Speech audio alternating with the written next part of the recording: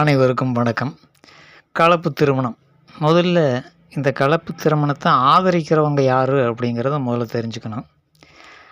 இதுக்கு எதிர்ப்பு தெரிவிக்கிறவங்க யார் அப்படிங்கிறதையும் தெரிஞ்சுக்கணும். இதில் 2 பேரில் யார் அறிவாளிகள் அப்படின்னு பார்த்தோம்னா, அது இந்த வீடியோனுடைய கடைசியில் நம்ம தெரிஞ்சுக்கலாம். விலங்குகளில் பார்த்திங்கன்னா, நாய்க்கு ஒரு குணம் இருக்கும், நரிக்கு ஒரு குணம் இருக்கும். இந்த 2 இனங்களும் கலப்பாக மாறி உருவாகிறது தான் ஓநாய் இனம். இப்போ இதிலிருந்து தெரியுது, அது நாயும் நரியும் சேர்ந்து பிறந்தது தான் ஓநாய்ங்க.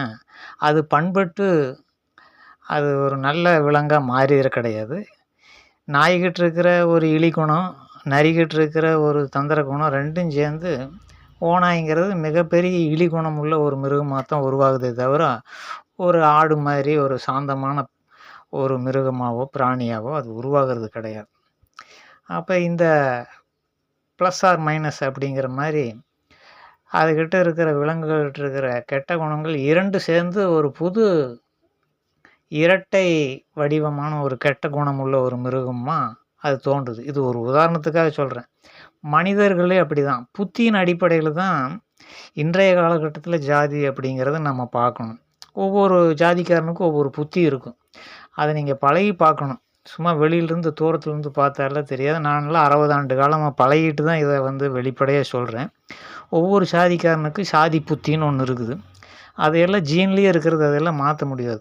புலி மிருகத்தை அடித்து திங்கும், அது அதனுடைய புத்தி. இதை எப்படி மாற்ற முடியும் அப்படிங்கிறத நம்ம சிந்திக்கணும். இந்த கலப்பு திருமணத்தை ஆதரிக்கிறவனுங்க யார் அப்படின்னு பார்த்தா, ஏற்கனவே சின்ன வயசில் இந்த அரிப்பு தாங்காமல் பொண்ணும் பையனும் சேர்ந்துட்டு ஓடி போய் இந்த வாழ்க்கைன்னா என்னன்னு தெரியாமல் ஓடி போய் நாங்கள் விருப்பப்பட்ட வாழ்க்கையை அமைச்சிக்கிறோம் அப்படின்னு சொல்லி போயிடுறாங்க. அவங்க வாழ்ந்து புள்ள குட்டியை பெற்றுக்கிறாங்க. அதுக்கு பிறகு தான் மண்டை வலி ஆரம்பிக்குது. என்ன வலின்னா, பையனுடைய அதாவது அப்பனுடைய ஜாதியில் தன்னுடைய பையனுக்கோ பொண்ணுக்கோ போய் கேட்டோம்னா, திருமணத்துக்கு பொண்ணோ மாப்பிள்ளையோ தேடும்போது அவங்க அனுமதிக்கிறது இல்லை. நீ வேறு ஜாதி கூட்டிகிட்டு போனேல்ல. இதெல்லாம் 60 ஆண்டுகளுக்கு முன்பு தொடர்ந்து அப்படியே நடந்துட்டு வருது. அதை சிந்திச்சு பார்க்கணும். பெண்ணுடைய வீட்டாரும் நீ அவங்களோட போனேல்ல, அந்த ஜாதியிலேயே போய்ப்பார். இப்படி மாறி மாறி 2 ஜாதிக்காரங்களும் இவங்களை அடித்து துரத்திடுவாங்க. அப்போ வேறு வழி இல்லாமல் இந்த மாதிரி கலப்பு திருமணம் பண்ணிக்கிட்டவங்க யாராவது கிடைப்பாங்களான்ட்டு இந்த தெருநாய் எலும்பு துண்டுக்கு அலையிற மாதிரி இந்த மணப்பெண்ணையும் மாப்பிள்ளையும் மணப்பெண்ணையும் தேடிட்டு அலையிறது. இவங்க தான் இந்த கலப்பு திருமணத்தை ஆதரிக்கிறது. இப்படியெல்லாம் செஞ்சோம்னா நிறைய கலப்பு திருமணங்களாகி இந்த கலப்பு ஜாதின்னு ஒன்று வந்துடும்.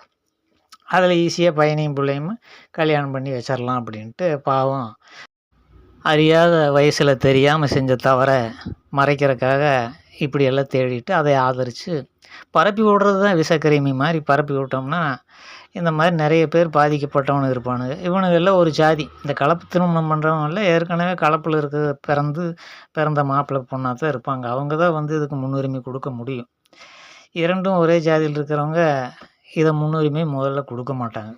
தேவையே இல்லை அப்படிங்கிறது. அவங்களுக்கு ஈஸியாக அவங்க ஜாதியில் கிடைக்குங்கிறதுனால அவங்க இதில் ஈடுபடுறது இல்லை அப்படிங்கிறத நம்ம தெரிஞ்சுக்கணும். இப்போது நான் ஜாதி புத்தி சொன்னேன். அந்த மாதிரி ஒரு கீழ்குணம் உள்ள ஒரு சாதியும் இன்னொரு கீழ்குணம் உள்ள சாதியும் இப்படியெல்லாம் இணைஞ்சு சாதி கலப்பு ஆகி போய்தான் இன்றைக்கி சமுதாயத்தில் எங்கே பாரு கொலை கொள்ளை கற்பழிப்பு, சாராயம் குடிக்கிறது, கஞ்சா குடிக்கிறது, இப்படி மனிதன் மிருகங்களுக்கு உண்டான அளவுக்கு கலப்புகளை உற்பத்தி பண்ணி நிறைய புத்திகள் கெட்டு போச்சு. இப்போ என்னையே எடுத்துக்கங்க. எங்கள் அப்பா கூட்டிகிட்டு உட்கார வச்சுருந்தா, குடிடா மகனே சாராய அப்படின்னு வாங்கி கொடுக்க கிடையாது. இந்த சிகரெட்டு குடி, பீடி குடி அப்படின்னு போட்டு இந்த பலவித கெட்ட பழக்கங்களை வீட்டில் அப்பாவோ அம்மாவோ சொல்லிக் கொடுக்கல. இதெல்லாம் சொல்லிக் கொடுக்குறது யாருன்னா கீழ் ஜாதி பசங்க தான். எங்கூட பழகினவனுக்கு கீழ் ஜாதி நண்பர்கள் தான் இதை எனக்கு பழகி கொடுத்து. ஒரு பிராமணன் எனக்கு இந்த கெட்ட பழக்கங்களை என் வாழ்க்கையில் கற்றுக் கொடுக்கல. எனக்கு கற்றுக் கொடுத்தது இந்த சிகரெட் புகைப்பிடிக்கும் பழக்கம், சாராயம் குடிக்கும் பழக்கம், இதையெல்லாம் நுகர வைத்தது இந்த சூத்திரர்கள் என்று சொல்லக்கூடிய, அதாவது பிராமணன் சொன்னானோ நீ எவன் சொன்னானோ சூத்திரன் அப்படி அந்த லிஸ்ட்டில் வர்றவன் தான் எனக்கு கெட்ட பழக்கங்களை பழக்கி விட்டான். அதிலிருந்து நான் மீண்டது என்னுடைய அறிவு மூலமாக அதை நான் அதிலிருந்து மீண்டு விட்டேங்கிறது அடுத்த பிரச்சனை. ஆனால் சமுதாயத்தில் இருக்கிற இந்த கீழ்ப்புத்தி உள்ளவனுக்கு தானே எனக்கு அத கத்துக் குடுத்தானுங்க. அப்போ வந்து இந்த சமுதாயம் இப்போ போதை பழக்கத்துக்கு அடிமையா இருக்குது. பலவிதமான போதை மருந்துகள் உள்ள வருது. இவனுங்கலாம் யாருன்னா கீழ் ஜாதி பசங்க தானே. இதில என்ன கீழ் ஜாதின்னு சொன்னா என்ன வந்து இதில தவறு இருக்குது? அதுக்கு எதுக்காக வந்து வன்முறை சட்டம் அப்படி இப்படின்னெல்லாம் சொல்லணும்? இது உண்மையத்தான் நம்ம ஏத்துக்கணும் இல்லையா? எந்த ஒரு பார்ப்பனன் வந்து சாராயத்த குடிச்சு போட்டு, இந்த மல்லாந்து படுத்துக்கிட்டு, பூணூல போட்டுக்கிட்டு, பஞ்சகச்சம் கட்டிக்கிட்டு, குப்பமேட்ல எந்த பார்ப்பனனாவது சாராயத்த குடிச்சிட்டு மல்லாந்து படுத்திருக்கிறத நம்ம பார்த்துருக்கிறோமா? ஏதோ ஒரு 1, 2 அது கலப்புல பொறந்தவனா இருப்பான்.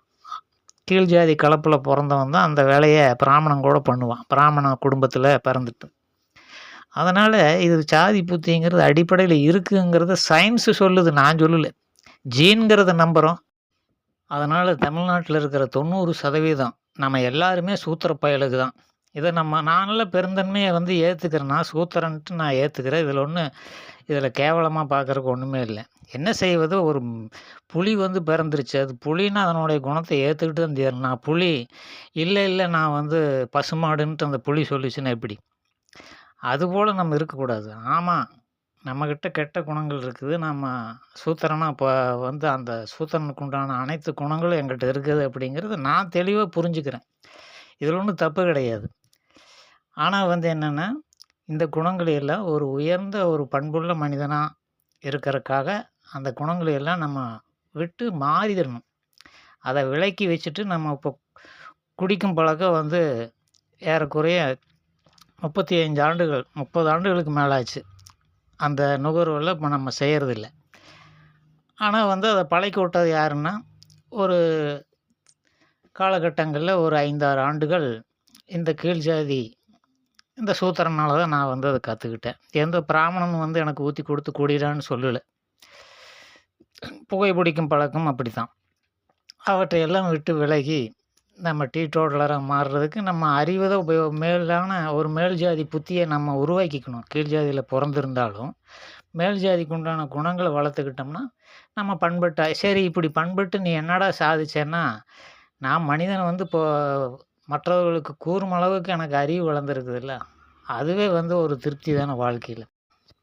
பக்தவத்சலம் காமராஜ் காலத்தில, நான் பிறந்திருக்கிறது கேஸ்ட்டுன்னு சொல்றானுங்க. அந்த கேஸ்ட் வந்து நான் பிராமின் அப்படின்ட்டு தான் குறிப்பிடப்பட்டிருக்குது. அத எங்க அப்பனுடைய சர்டிஃபிகேட்ல அப்படி குறிப்பிட்டிருக்கிறாங்க. நான் பிராமின். எந்த ஒரு கேஸ்ட் பேரும் போடல. இந்த கருணாநிதி வந்த பிறகு என்னுடைய சர்டிஃபிகேட்ல பேக்வேர்டு அப்படின்னு போட்டு, அதுக்கு பிறகு என்னுடைய குழந்தைகளினுடைய சர்டிஃபிகேட்ல மோஸ்ட் பேக்வேர்ட் ஆயிப்போச்சு. இப்ப இந்த சாதிய வந்து கீழ் ஜாதியா ஆக்குறது யாருன்னா, கவர்மெண்ட்டே தான் ஆக்கி குடுக்குது. அப்போ வந்து நம்ம கேள்வி கேட்க முடியறதில்ல. நம்ம சார்ந்த அந்த இனத்த சேர்ந்தவங்களுக்கும் அறிவு பத்தல. ஏன்னா சூத்திரம் தானே. சிந்திக்கக்கூடிய ஆற்றல் இல்லாதனால, அத எல்லாரும் ஏத்துக்கிட்டு, இந்த கவர்மெண்ட் குடுக்குற எச்சி காசுக்காக பிச்சை எடுத்துட்டு திரியறது. தன்னுடைய இனத்த வந்து தன்னுடைய புத்திய வந்து தாழ்ந்த புத்தியா காமிச்சுக்கிறது. இழி புத்தி தானே இந்த இறந்து திங்கிற மாரி தானே. இந்த ஓசி இதுக்காக. அரசு வேலை வாய்ப்புல இடஒதுக்கீடுனால அது ஓசி எச்சிச்சோறு திங்கிற மாரி தான்.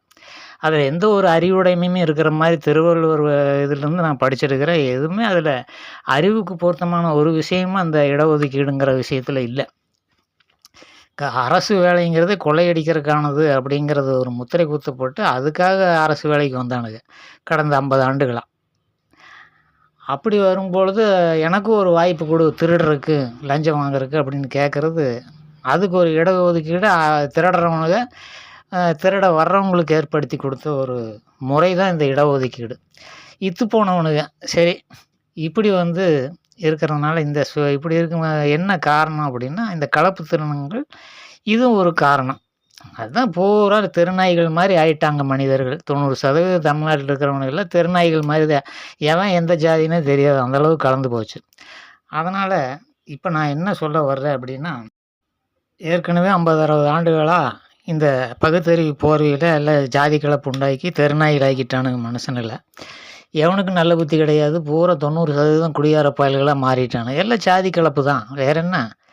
அப்பன் பேச்ச அம்மா கேட்க மாட்டான். அம்மா பேச்ச அப்பன் கேட்க மாட்டான். 2 பேத்து பேச்சையும் பையன் கேட்க மாட்டான். அதனால தான் இந்த சீரழிவு ஆயிடுச்சு. 2 நல்ல ஒரு குடும்பம் ஒரே ஜாதியில நல்ல குடும்பத் தலைவர்கள், அப்படி குடும்ப தலைவியா இருந்திருந்தா, வளர்ப்பு முறை சரியா இருக்கும். இது எந்த ஜாதியில வளர்த்துறதுன்னு தெரியாம 2 பேரும் தெருநாய் மாரி அவுத்து விட்டுறதுனால, அவனுங்க சீரழிஞ்சு போயிறானுங்க.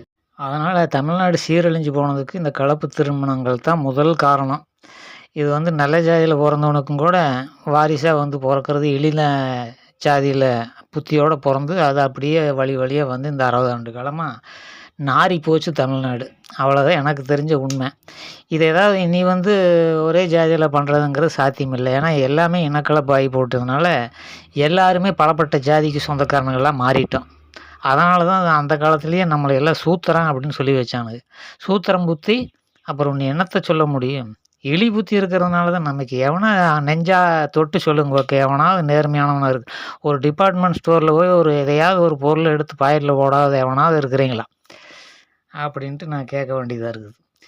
அந்த அளவுக்கு இழி குணமுள்ள, ஒரு திருட்டு புத்தியுள்ள, ஈன புத்தியுள்ள மனித இனமா தமிழ்நாடு மாறி போயிட்டதுனால, இது முழு முதற் காரணம் இந்த கலப்பு திருமணங்கள் தான். பொறுப்பற்ற ஒரு வாழ்க்கைய 2 பேர் வாழ்றதுனால தான் இப்படி ஆயிப்போச்சுங்கிறத தெளிவா தெரிஞ்சுக்கணும். இதையெல்லாம் இனி மாத்த முடியாது. முடிஞ்ச வரைக்கும் ஒரே ஜாதியில திருமணத்த செஞ்சு, ஓரளவுக்கு அத சரிப்படுத்தலாம் அப்படிங்கிறது என்னுடைய கருத்து. நன்றி. மீண்டும் இன்னொரு வீடியோல சந்திப்போம். இது ஒரு தடவைக்கு 2 தடவ திரும்ப பார்த்து நல்லா புரிஞ்சுக்கிட்டு, பிறகு கமெண்ட் போடுங்க. நன்றி.